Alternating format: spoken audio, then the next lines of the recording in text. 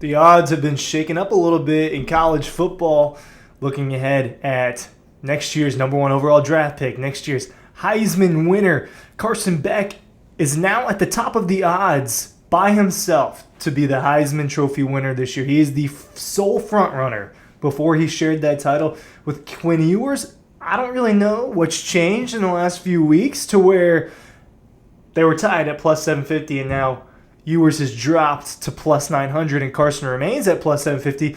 But now you look at a couple of the different betting sites, especially our friends at FanDuel, they have Carson Beck as the sole front runner to win the Heisman Trophy. He is officially the favorite to win that trophy, to bring that trophy home to Athens. Hasn't happened since Herschel Walker had a finalist a couple of years ago in Stetson Bennett. Before that, there was a long drought between Garrison Hurst and Stetson Bennett in having a guy at that trophy ceremony. I do think Carson Beck's going to end up being a finalist. Is he going to win it? It's a good question. We can look at some numbers that tell us, if he has a good chance. And I do think you should expect an increase in his numbers. Nothing drastic. Possible. And I actually, now that I say that, there's something else that I want to look up and add in later when we're talking about this. I want to look up the difference between certain guys in year one and year two of starting in a certain program, right? Like Jaden Daniels and Joe Burrow and Michael Penix Jr., guys like that. I want to see year one to year two jumps in a program with Carson Beck. So we'll dive into some of those numbers as well, but he does have the top odds. Can he win it? I'm going to tell you. Ryan Curley from Dawg Post here, talking about Carson Beck and his Heisman odds. I said that he lost out on some other odds. Right now, Shedeur Sanders has the top odds to be the first overall pick over Carson Beck. At least it's, that was reported the other day. I don't know. Too early to tell, right? There's a whole season that has to be played before that gets determined. I do think that this kind of comes down to three guys. At least that's what it looks like right now. And, in the years past, we looked ahead and, hey, it's going to be Bryce Young and CJ. And it was. Hey, it's going to be Caleb Williams and Drake May. There were some other guys in there, but it was those two. And now it looks like it's going to be Carson Beck, Quinn Ewers, and Shedeur Sanders, all fighting for a Heisman Trophy and that number one overall pick. I do think you look at Beck, there's a few reasons why the answer is yes. I think he can win it. And let's start out with the fact that he's going to have plenty of big stages to do it. Heisman trophies are not just won with statistics. They're not just won with winning games. They are won with big moments. Joe Burrow had plenty of moments. One of them was against Georgia. You remember that big play he had where he escapes Jordan Davis, he escapes Trayvon Walker, he escapes all these future first-round picks, rolls out, throws it to Justin Jefferson, who finds a way to get open against Georgia's secondary after a few seconds. Big-time play. Had some other moments. He had a big moment against Texas, big moments against Alabama. It happened for him over and over throughout the year. Jaden Daniels' moment came against Florida, I guess. Not as big of a moment. Lamar Jackson had plenty of moments, especially early on in the season. You think about the way that they obliterated Florida State. Derrick Henry, it came later on in the season. Remember, Leonard Fournette was the leader up until that game where they played each other. So there are examples of Heisman moments. Carson Beck's going to have an opportunity to have several of them. You start off with Clemson. Everyone's going to be watching. I believe that's at 3:30 if that time hasn't been announced. I believe my guess is going to be 3:30 if it ends up not. I'm not seeing it be announced. At Bama. Everybody's going to be watching. At Texas. Everybody's going to be watching. At Ole Miss, a lot of people are going to be watching. Versus Tennessee. He has plenty of big moments, big games where he's going to be able to show off his talents, where everyone's going to be watching. And guess what? This is a voting system. And not all the voters are from the same regions, right? Sometimes people don't watch the West Coast guys. Sometimes the West Coast guys don't watch the East Coast guys as much. This is a voting thing. And all eyes are going to be on a handful of these games. So that's good for Carson Beck. Not as good for like a Shedeur Sanders or someone else later on in these odds that is not at as big of a school. Everyone at the top of the odds is at a big school. If you look at it, Beck, Ewers, Dylan Gabriel, Will Howard, not pronouncing it, Tennessee's quarterback, and Jalen Milroe. I have some Jalen Milroe stock. I do think he's going to have a good year.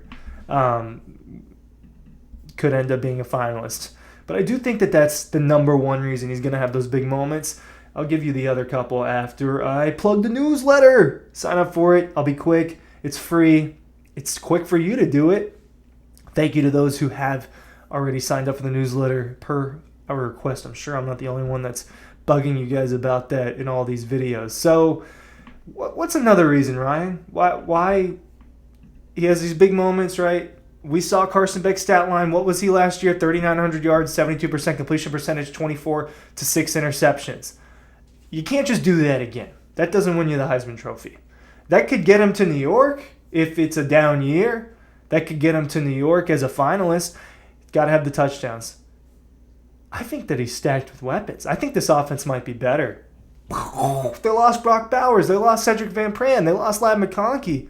Well, it's reasonable to expect a step forward from Carson Beck. And now I'm going to do what I said I was going to do and show you the difference between some of these year one and year two stats. Just 3 guys off the top of my head, 2 being Heisman winners and 1 not. And Michael Penix Jr. Rise up, by the way. Love the pick. Don't really care if you don't love the pick. I think that it was a great one for the Falcons.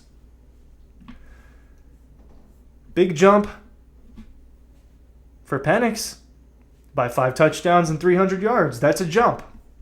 For Jaden Daniels, this one's a little bit more drastic. 1,000 yards, 23 passing touchdowns. That's crazy. All right, and that's just through the air. But Joe Burrow, and no, I'm not calling Carson Beck Joe Burrow. Don't do that to me. Guys, don't do that to me. Joe Burrow went ballistic. Doubled his passing numbers, literally, from 2,800 to 5,600. And went from 16 touchdowns to 60 touchdowns. Can Carson throw 60? I don't think that's happening. Can Carson throw 50? I don't know. But if Carson can throw 40 touchdowns, we're talking about 14 more, 16 more, and maybe just a couple hundred more yards. A 4,000-yard season and 40 touchdowns with less than 10 interceptions, and Georgia's heading to the playoff and maybe winning a playoff game. No, that would have been already announced at that point. Winning the SEC, you do that. Another big moment, by the way, the possible SEC championship. That's another reason. I think that he'll have a statistical jump. And that coupled with, I said them at the same time, but I think this offense is really good between Lovett, Etienne, Dylan Bell, Benjamin Yurosek, Oscar Delp. I'm naming all these guys, Kobe Young, Roger Robertson, involved. I think that they're good, and I think that it's going to work because these weapons complement each other a lot. Are they as good as Brock Bowers or Ladd McConkey? Probably not. Probably not. But we saw how good Carson was with or without one or the other. So I think that moving forward, year 2, that was Carson's first year starting. Not the case for any of those other guys I just mentioned as examples, and you can go through and find more. I think you should expect an improvement. G-Day did not tell me that Carson has improved. Don't take that out of context. I just thought that he was okay at G-Day. I didn't think there was anything special. What was interesting, do you make a big takeaway out of this? They passed 46 times with Carson Beck. And they didn't run that much. Probably a reason for that. Why wouldn't Carson Beck win the Heisman? Maybe that's a better question. Well, Georgia likes to play a different style every game. There might be a game where Trevor Etienne and Roderick Robinson and Branson Robinson combined for like 350 yards and 4 touchdowns on the ground or something crazy like that. And there's a couple of games like that where Carson Beck doesn't get those numbers. They lose those big moments. That would not be good for Carson Beck. He doesn't have a statistical jump, right? Those are some of the things that would happen to where, hey, he's not doing, it's just not happening. But look, he's being appointed as the best quarterback in college football. He's on what I think is the best team in college football. It seems like that's becoming a little bit more of a debate between Ohio State and Georgia. I think he's better than the guys that he's going to be competing with for this. Now, there's dark horses, and the people that are projected to win don't always win. I already made a video about that months ago. But when you compare him to Quinn Ewers, what did Quinn Ewers do last year? Not as good. Worse completion percentage, fewer yards, fewer touchdowns, in more games, right? Quinn might have missed out on a couple games, so that might not be completely fair. I do think that he suffered an injury at one point. But still, the number's not quite as good as Carson's. And maybe if he did play another game, they'd be similar, fairly close to each other. Other guys at the top, Dylan Gabriel. I'm not a believer in first year in a new program balling out to that level. Maybe he has a really good year, but I'm not predicting Heisman level numbers. Is it the Tennessee quarterback? He'd have to ball out. Is it Jalen Milroe? I don't think that's crazy. I really don't think that's crazy. Just because he has the rushing ability as well, and he's going to get a lot of rushing touchdowns, and he's going to have a lot of flashy plays that's going to put him on the map, and the fact that he plays for Alabama. By the way, he plays for Alabama, who is not the same, but the brand is there, right? If you asked me, does Carson Beck win the Heisman Trophy in 2024?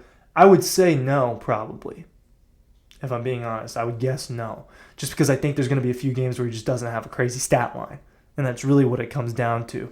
I think they'll have the wins. I think he'll have the moments. But expecting him to put up a Heisman-level stat line is not as realistic. He's capable of doing that, and Georgia's capable of doing that. But it's never been the Dawg's MO. Am I saying Dogs improperly, by the way? Everyone's been making fun of me for that. Dogs. I'm ending it on that. Dogs. I'm going to say it a bunch of different ways to mess with you guys now.